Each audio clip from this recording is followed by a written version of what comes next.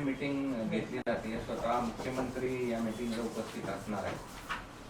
आणि या सगळ्या मीटिंग पूर्वी विजय वडेट्टीवार असं म्हणाले की मराठा जो GR काढलाय तो रद्द करण्याची आपली प्रमुख मागणी असणार.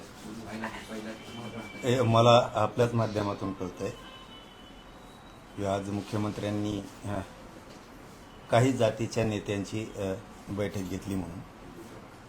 कारण ठराविक जातीचे नेते आणि त्यांची बैठक आज मुख्यमंत्री साहेबांनी बोलवली. आता कशासाठी बोलवली आम्हाला माहीत नाही आणि बोलवलं म्हणून काय झालं हरकत नाही, परंतु मराठ्यांच्या आरक्षणाला कुठंही वेगळा फाटा दिला जाईल असं एकही पाऊल सरकारनं आणि मुख्यमंत्र्यांनी उचलायचं नाही.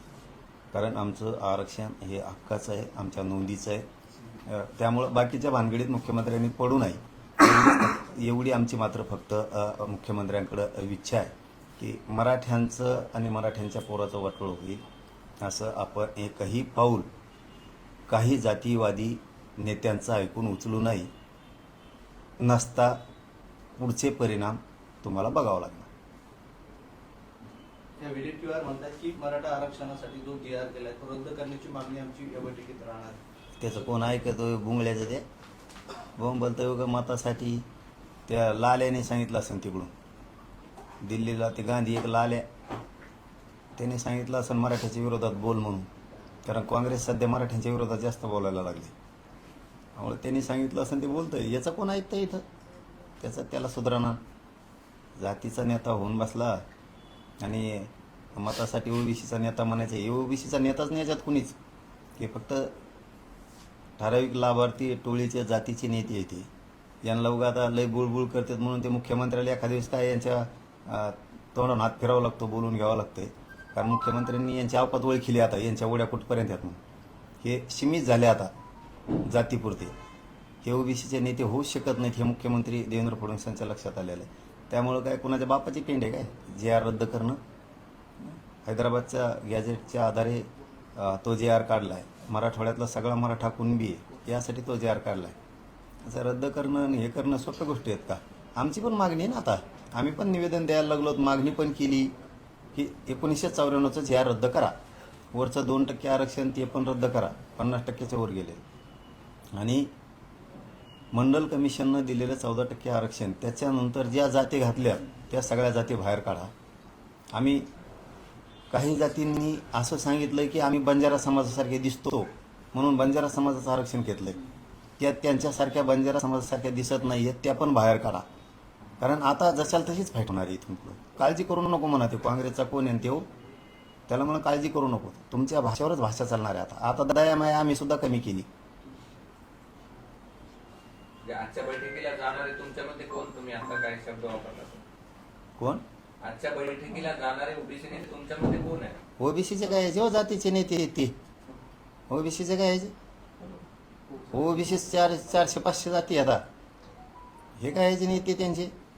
हे ते जातीचे. आता छगन भुजबळ म्हणजे थोड्या माळ्याचा नेता, सगळ्या माळ्याचा नाही. सगळ्या माळ्याने काय केलं? जे कोण जाईन ते काँग्रेसचा नेता, ते जातीचं, ते तर कोणत्या जातीचं मिळलं नाही. हे असले हे जातीचे नेते येते. याच्यात ओबीसीचा काय संबंध नाही. इथून पुढे 2-3 जाती मराठ्यांनी सोडून द्यायच्या आता. आणि बाकीच्या 350-400 जाती येतात. आपण एकमेकाबरोबर प्रेमान राहायचं. यांच्यापेक्षा खूप ताकदवर येते. काय गरज नाही कोणाची यांचं मागं पळायची. कोण जातील काय घेणं नाही आम्हाला. फक्त मुख्यमंत्र्यांना आमचं जाहीरपणानं सांगणं आहे, मराठ्यांच्या आरक्षणाला किंवा त्या GRला त्याचा अवमान होईल असं त्यांचं ऐकून एकही पाऊल उचलायचं मुख्यमंत्र्यांनी नाही. छगन भुजबळ तुमचं सरकार गिअरमध्ये आणण्यासाठी आलेलं आहे आणि मराठ्यांना ते पाऊल उचलायचं नाही आणि ती वेळ आमच्यावर येऊ देऊ नका. त्याचं ऐकून आमचे प्रमाणपत्र थांबायचे नाही. दिवाळीच्या आत हैदराबादच्या गॅजेटच्या प्रमाणे मराठवाड्यातल्या सगळ्या मराठ्यांना कुणबी प्रमाणपत्र वाटप करायला सुरुवात करायची. नसता पुन्हा आंदोलनाचा वाईट दिवस सरकार समोर उभा राहणार. वडेट्टीवार हे काँग्रेसचे ज्येष्ठ नेते आहेत. त्या अर्थानं काँग्रेसचा विरोध आहे या सगळ्या परिस्थितीत असं दिसतंय. राहुल गांधींनी सांगितलं वाटतं तिकडून देऊ लाल्या. त्यांनी सांगितलं वाटतं इकडे याला. कारण सध्या काँग्रेस मराठ्यांच्या विरोधात लय बोलायला लागले. उपकाराची परतफेड केली वाटतं ना मराठीची लोकसभेची. काँग्रेस हे मराठ्यांची उपकारकाची परतफेड करायला लागलं वाटतं. जेव्हा सुपडा साफ करून घेईन आणि मग त्या वडंटीवारला एकट्यालाच आवळून बस म्हणा, राहुल गांधीला म्हणा एकट्यालाच घेऊन बस, त्याला आवळून बस. तुम्ही आता म्हणाले दिवाळीपर्यंत हैदराबाद गॅजेट लागू करा, अन्यथा पुन्हा आंदोलन, म्हणजे हे इशारा सरकारला वाटप करा म्हणतोय मी, लागू करा नाही म्हणत. हा वाटप. हां, हैदराबादच्या गॅजेटच्या प्रमाणे जो JR काढला त्याप्रमाणे मराठवाड्यातला सगळा मराठा हा कुणबी आहे. प्रमाणपत्र वाटप सुरू करा. पुन्हा पुन्हा तेच सांगतो. पुन्हा जर करायला आम्ही लागलो तर अवघड आहे आणि अवघड होईल सुद्धा. हे पण जाहीर जाहीर जाहीर असं सांगतोय मुख्यमंत्र्यांना आणि विशेष करून विखे साहेबांना सांगतो, जी प्रतिमा राज्यात तुमची तयार झाली तिला आता डागळू देऊ नका. मराठ्यांच्या नजरेतून विखे साहेबांनी आता उतरू नका. त्यामुळं मराठवाड्यातला सगळा मराठा कुणबी त्याचे प्रमाणपत्र द्या. यालाच जोडून एक विखे साहेबाला आणि फडणवीस साहेबांना सांगतो, संभाजीनगर आणि जालना जिल्हा हा पूर्वी एक होता. इथं 2,54,000 कुणबी होते. ते कुठं गायब केले जरा याचं उत्तर आम्हाला द्या. 39% कुणबी हा बीड जिल्ह्यात, 100% मराठा समाजापैकी नेमके हे कुठे गेले? जवळपास 1,70,000 नांदेडकडे, थोडा मागं पुढं होईल आकडा. हे लोक गेले कुठं? हे गायब कुठं गेले? हे कुणबी आहेत सगळे. जवळपास 1,02,000 परभणी जिल्ह्यात. हे कुणबी कुठं गेले? म्हणून हैदराबादच्या गॅजेटियरमध्ये जी संख्या दिली 2.5 लाख जालना आणि संभाजीनगर, तर आत्ताचे हे मराठी तेच कुणबी आहेत. सगळ्यांना कुणबी प्रमाणपत्र JR प्रमाणे द्यायला सुरू करा. तुम्ही मजा बघतान, आज करू, उद्या करू, परदेशी करू, थांबून करू, बघू जमतंय का, तर तुमच्या नरड्यावर येईल बरं का विखे साहेब आणि फडणवीस साहेब. तुम्हाला दोघांना सांगतो, तुमच्या नरड्यावर येईल. आणि मग म्हणताना आता पळा, तर पळायला जागा बी नाही, मग काम करायला जागा पण नाही. मग तुम्हाला मी विनंतीपूर्वक सांगतोय, हैदराबादच्या गॅजेटप्रमाणे मराठवाड्यातला सगळा मराठा कुणबी आहे, त्याचे प्रमाणपत्र द्यायला सुरुवात करा. बहाणे सांगू नका दिवाळीच्या आत.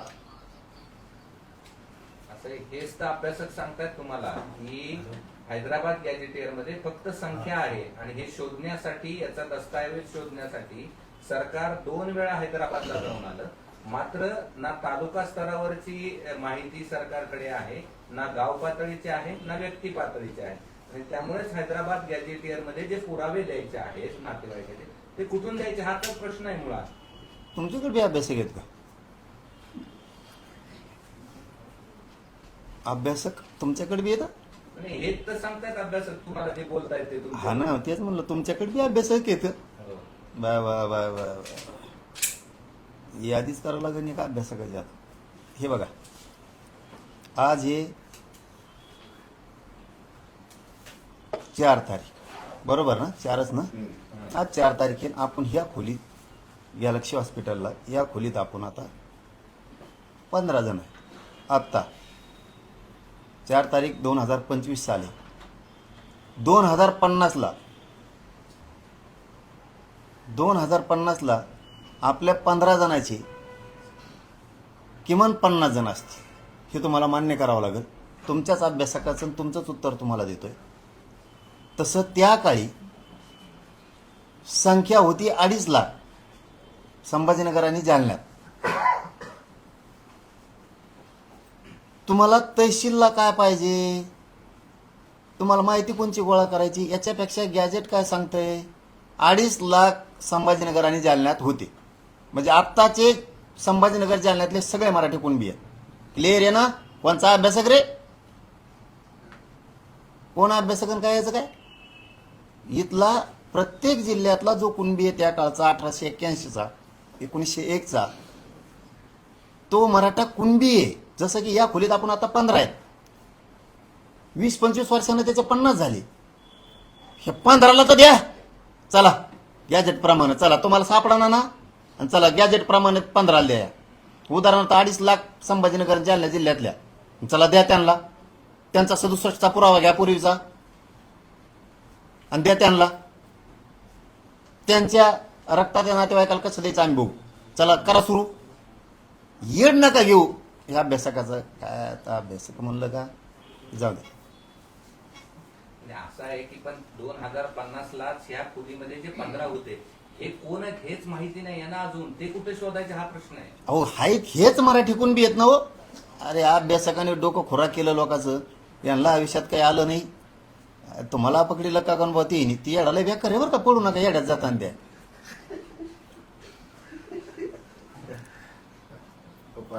दुसरं एक आता बच्चू कडू असं म्हणाले की तुमच्या आंदोलनासोबत आंदोलन करण्याची त्यांची इच्छा आहे. ऑलरेडी ते आंदोलन करतायत शेतकऱ्यांच्या संदर्भात. काय झालं? शेतकऱ्यांच्या संदर्भात तुम्ही आंदोलन करणार असं घोषणा केली ना. ते पण म्हणाले की मी पण पाठिंबा दिला तुमच्यासोबत ते आंदोलनात तयार आहे. होईल ना आता बैठक होईल. दिवाळीच्या नंतर बैठक होईल ना. आपण सगळ्यांना बोलून एकत्र शेतकऱ्यांसाठी. पण पाटील साहेब शेतकऱ्यांचा एवढा मोठा प्रश्न आहे. सगळे प्रश्न असताना राज्य सरकार आय लव्ह मोहम्मद आणि आय लव्ह महादेव याच्यावर आता फार जास्त जो अमरावतीमध्ये परिस्थिती तणावपूर्ण झालेली या विषयावर सरकारला या सगळ्या गोष्टीसाठी लक्ष हटवण्यासाठी असं काही कुठं होण्याची शक्यता आहे. नाही नाही लक्ष हटत नसतं. काय असतो एक नाद असतो लागलेला आणि तेढ निर्माण करल्याशिवाय आपल्याला करमत नाही. अशा वृत्तीचे काही राजकीय नेते असतील. यांच्या ह्या नासक्या भूमिकेमुळं अशी परिस्थिती उद्भवती. परंतु नेटानं आणि धाडसानं त्याला तोंड द्यायचं असतं. सगळ्या जाती धर्माच्या लोकांनी हपकायचं नसतं, घाबरायचं नसतं. संकट येत असतं. त्या संकटाला सामोरं जायचं धाडसानं हे प्रत्येकानं आपण आपल्या रक्तात भिनून घेतलं पाहिजे.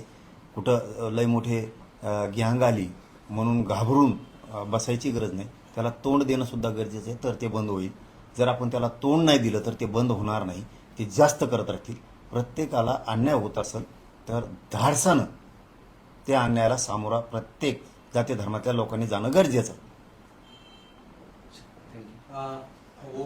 ओबीसीचा सर्वात मोठा विश्वासघात आरएसएस आणि भाजपने केलाय. त्यामुळे ओबीसीनी स्वतःची लढाई स्वतः लढावी असं प्रकाश आंबेडकर म्हणाले. त्यांचं नारीचं काय समज. धन्यवाद. चला आहे फिनिश डू फिनिश करायचं फिनिश.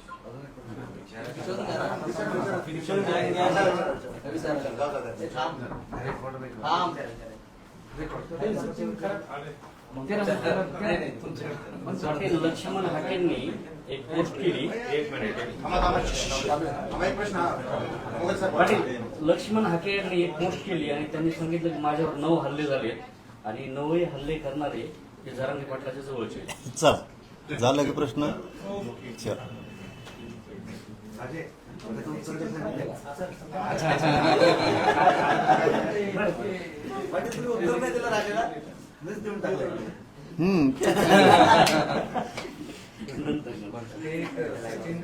बंद करा. पाटील थांबा.